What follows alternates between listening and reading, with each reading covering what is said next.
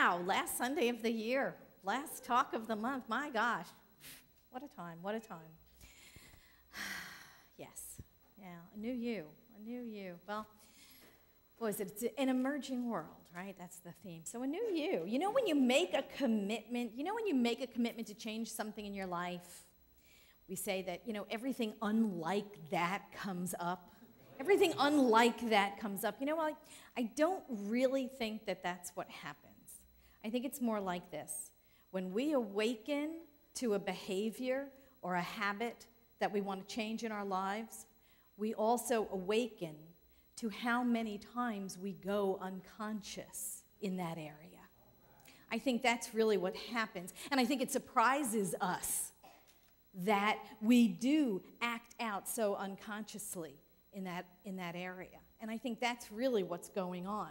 When we awaken to a particular behavior, we see how much of our time is spent sleepwalking in that area.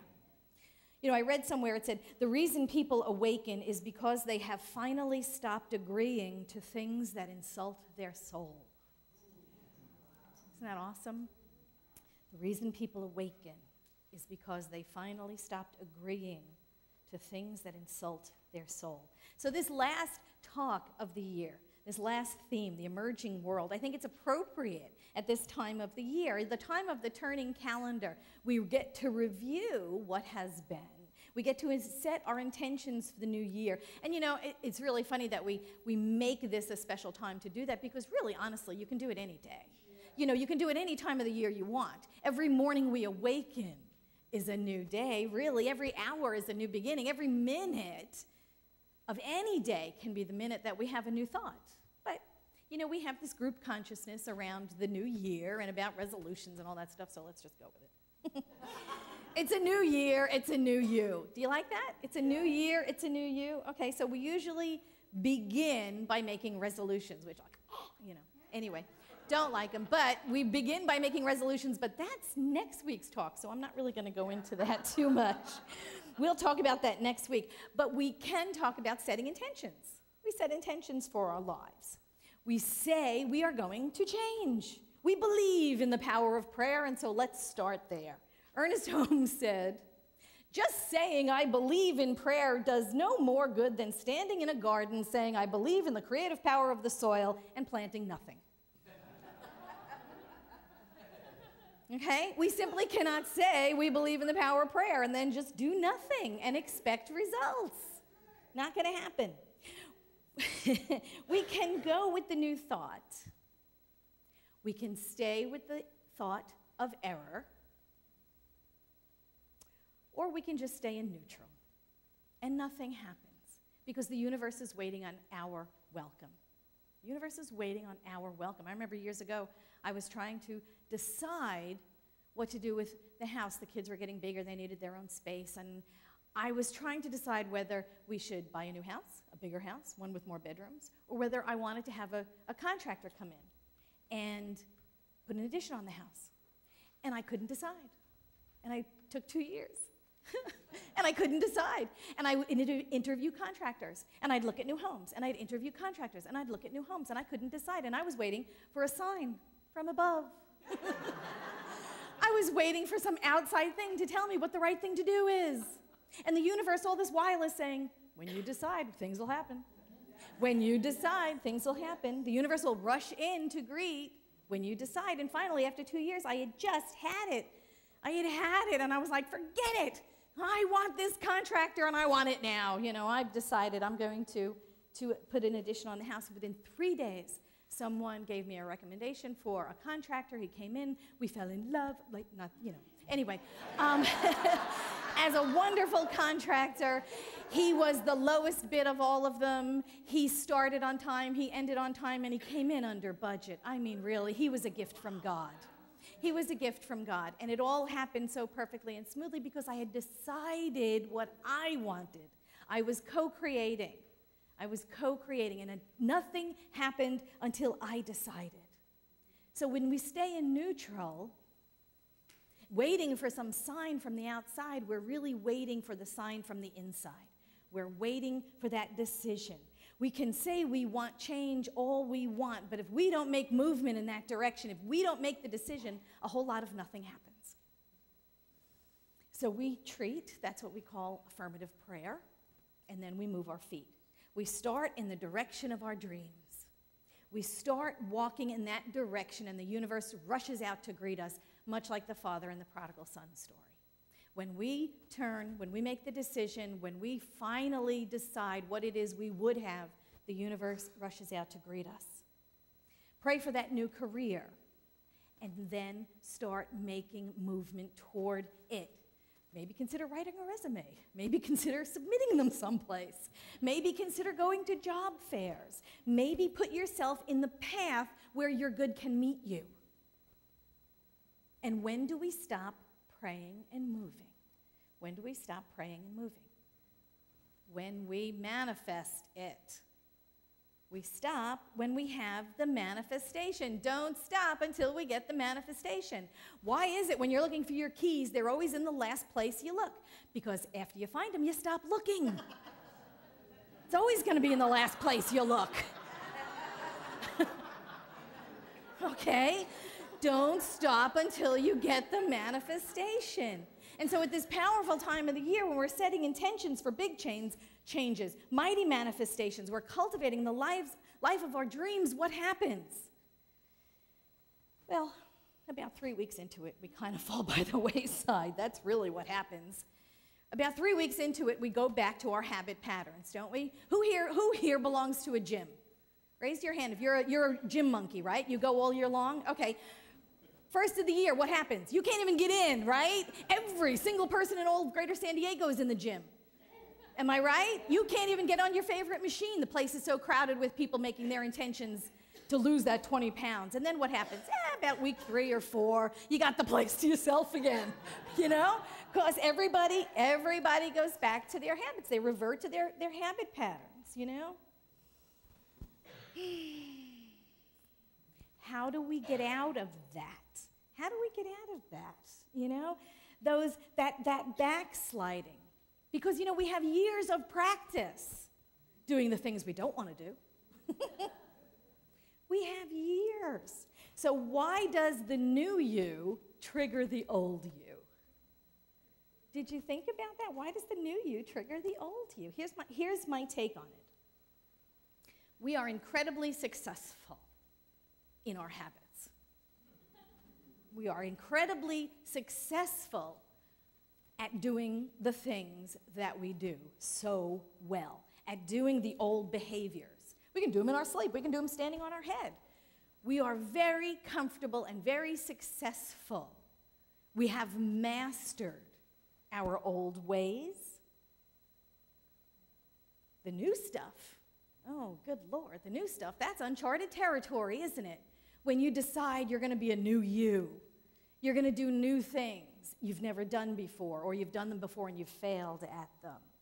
Oh my gosh, and this is when the ego self comes up and goes, you don't want to do that. You don't want to try and, oh my God, what if you fail? We might try it and hate it. We might try it and look foolish at it. Well, honey, let me tell you something. That ship has already sailed. You've done stuff and you've looked foolish at them, you know, time and time again. Honest to God, nobody's looking.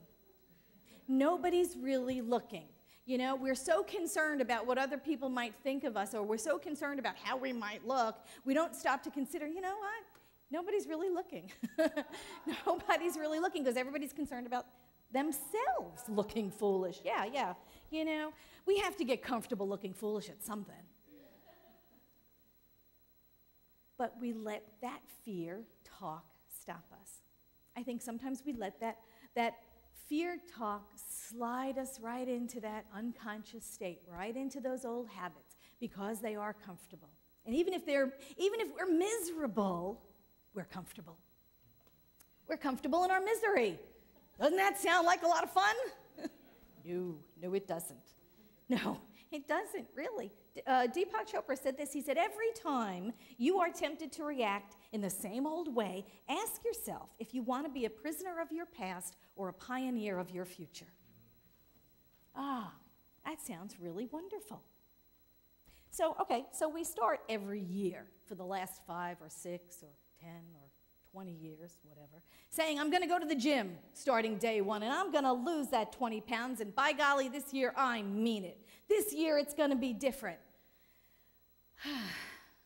How do we do that? How do we do that? How do we make this year different? How do we make this year different? We pray. We move our feet.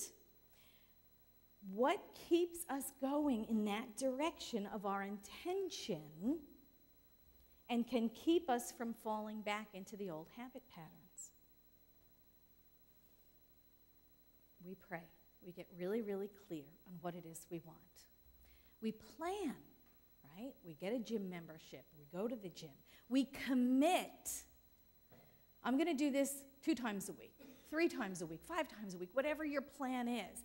I commit to 6 months, 3 months, 12 months, whatever it is you want. Whatever that is that you desire. And then what happens? There's a challenge, right? You miss a day or you miss a week. There's a challenge. Something happens. Something comes up. Something unexpected. You fall off that routine. And then you get to do one of several things. You get to say, okay, this crap doesn't work. And you throw it out the window, and there you go. Another 12 months goes by, and you'll find yourself next year saying the same thing. Lose that 20 pounds this year. This is the year. Or you can forgive yourself. How about that? You forgive yourself. Wow, I missed Monday. I promised, I committed. I was going to go Monday, Wednesday, Friday. Monday came on. I had work. I had meetings. I had phone calls. I had whatever. I missed Monday. Okay, you know what? I forgive myself. And then I go right back to the plan. I go right back to the commitment I made to myself. You didn't make the commitment to anybody else, did you? You made it to yourself. So we go back, we forgive ourselves, and we get right back on the plan again. We go right back to doing what we're doing. Or, third option, we reevaluate our goals. We reevaluate our goals. And this is a choice point.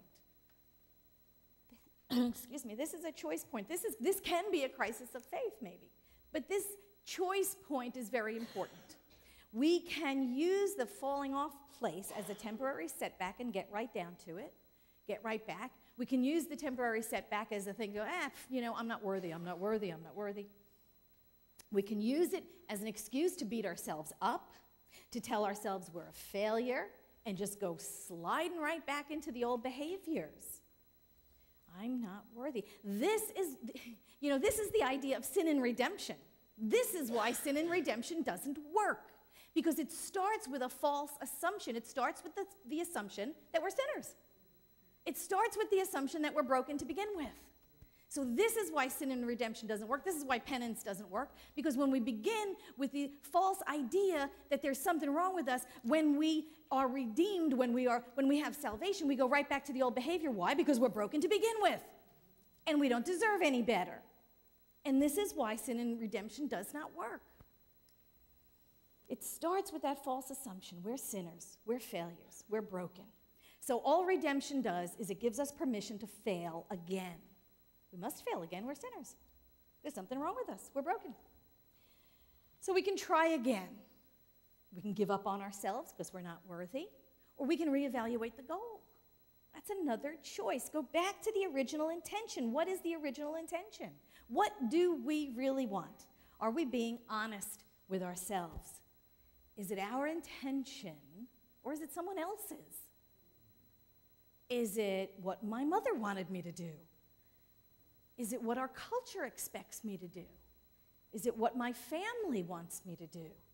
If you are setting the same intention over and over, year after year, doing the same intention, I'm going to lose that 20 pounds year after year. I'm going to lose that 20 pounds. I'm going to lose that 20 pounds. And by the second or third week in January, you're having a dinner of potato chips and Haagen-Dazs. You have to start thinking, maybe it's not my intention to lose the weight. Maybe I'm just kidding myself here. Maybe I'm just kidding myself. Maybe there's nothing wrong with me being the weight I am. Maybe I'm happy eating the foods that I like to eat. And maybe, just maybe, that's not my intention. Maybe that's Vogue's intention for me, or Cosmos, or whatever books or magazines or television shows you're watching. Maybe it's that intention for me. But maybe it's not my intention. And there is nothing wrong with being honest with ourselves and saying that. Man, I'm 20 pounds overweight and I'm eating whatever I want and I'm loving life and that's good. You know? But to continue to have a false intention that's clearly not ours, if we keep falling off of it year after year, that is an insult to our souls. That is an insult to our souls. To keep saying one thing and doing another. You know, Stephen Colbert, love him dearly. He said this. He said, if this is going to be a Christian nation that does not help the poor, either we have to pretend that Jesus was just as selfish as we are, or we've got to acknowledge that Jesus commanded us to love the poor and serve the needy without condition, and then admit we just don't want to do it.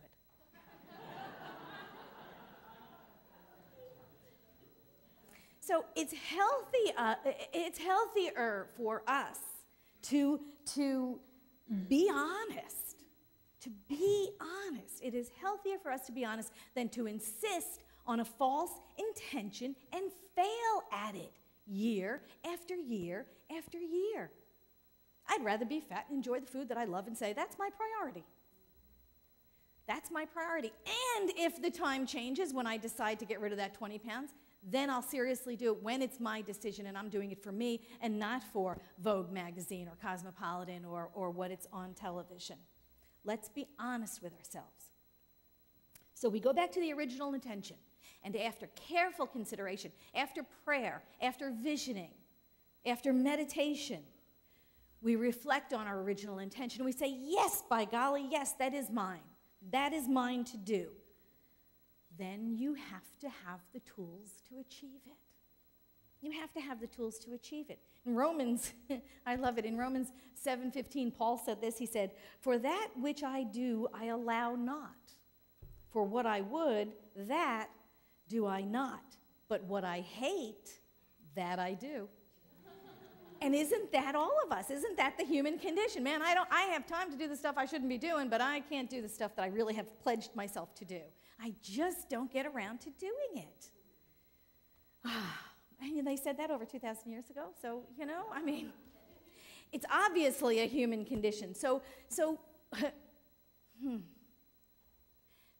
clearly we all have those thoughts. We all have those times. We all make these commitments, and then life gets in the way sometimes.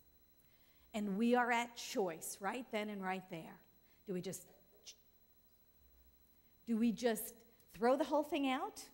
Or do we go back and try again and recommit? Do we reanalyze the intention and say, is it mine or is it someone else's? What do we do? What do we do?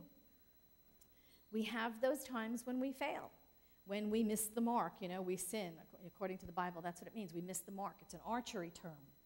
So we go back and recommit to our goal. And if we're sure it's ours and not what someone else expects us to do, if indeed it is ours for us to do, there are tools. There are tools that we have at our disposal. Remember at the beginning of the service, I talked about licensed spiritual counselors? Raise your hands, practitioners, raise your hands. See all these lovely people in this room? Look at these people. Look at these hands. You can call any one of them. They are in the program. They're listed. They're in the book. Call them. Who has a practitioner on retainer in this room? Jill? Okay, a couple of people who have practitioners on retainer. Means I pay them once a month whether I use them or not. I have them at my disposal. I can call them in an emergency. I can call them when I'm about to sit down with those potato chips and Haagen-Dazs. Half a gallon, you know, Rocky Road, whatever. I can call them and say, you know what, I'm really, really feeling like I'm failing. I'm feeling like I'm worthless. I'm feeling like whatever. You call these people. You call these people. You have a life coach? Who here has a life coach? Anybody? Fabulous. You have life coaches. You have those people who you can call and say, wow, I'm at a critical point. I'm at a cross, juncture right here. I don't really, what can I do? Call your life coach. Call your practitioner. Call someone who can know the truth for you when you have temporarily misplaced it. You know that old saying, there's an old adage about how God never gives you more than you can handle? You've heard of that one, right? That's bullcrap, all right? Let me just tell you. God gives you more than you can handle a whole lot. You know, we co-create our lives in such ways that we can become overwhelmed. We can pile more on ourselves than humanly possible. And that's the time to call someone. And I think that's probably why we do it, because that is the important time to reach out to someone in your spiritual community, someone who knows the truth for you. We have a lot of times that we can't handle it all by ourselves, and I think that's why we become spiritual community. Look at any one of these faces in this room. Do you know that these people know the truth about you? Whether you are in distress, whether you are so fully immersed in your condition, you know you can't see the forest through the trees thing, every single one of these people here can look you in the eye and know the truth about you. Know that there is a seed of perfection nestled within you and that you are a perfect outpicturing of a thought God had. Every single one of the people in this room know that for you. So when you are stressed and when you are forgetting it and when you have a crisis, look at this community you've built for yourself. Look at all of this support. Look at all of this support we have. And any one of these people will know the truth for you. You know, you can call anybody in this room and they will raise you up. They will know for you when you have temporarily misplaced your wholeness. You know, if we can't get there by ourselves, isn't this a gift that we have spiritual community to know for us in those trying times? And that is why we're given more than we can handle. And that is why we create communities like this one. Because it does take a village. It does take a village to raise the inner child that we are.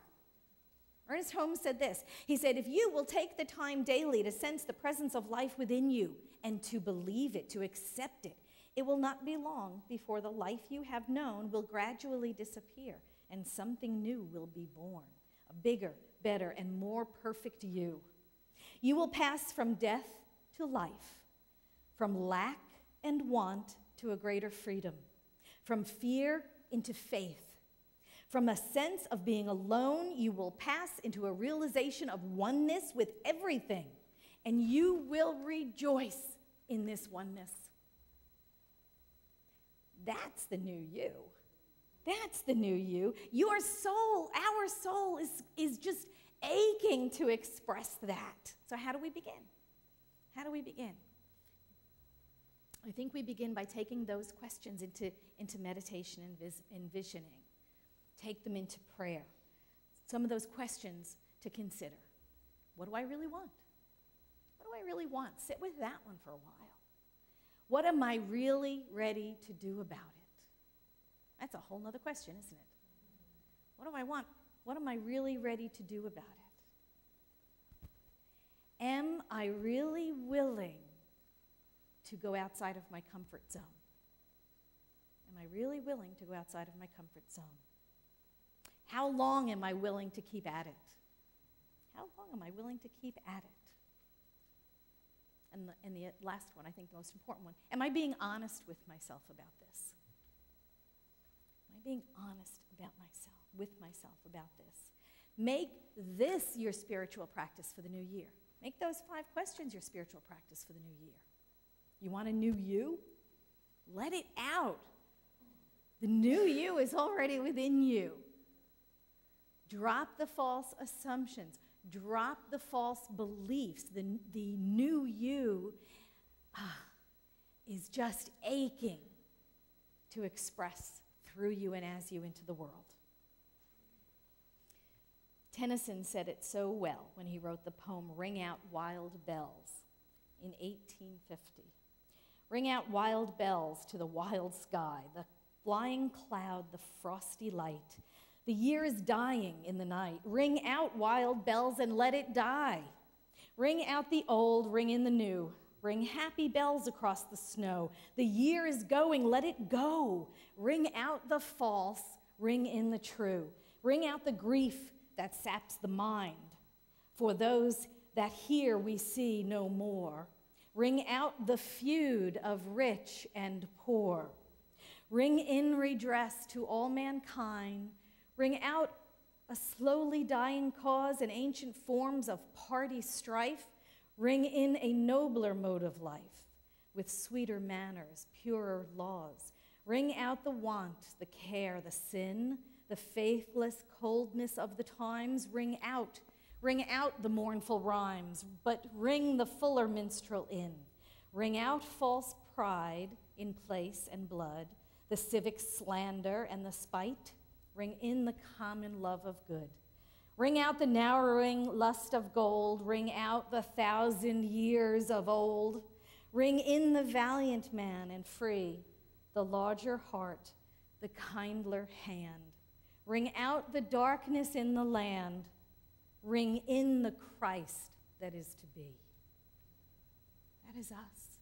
Ring in the Christ that is to be. That is the new you. Bring in the inner Christ that is to be. Bring in the inner you and let it out. Let that inner Christ be the new you for the new year. Thank you.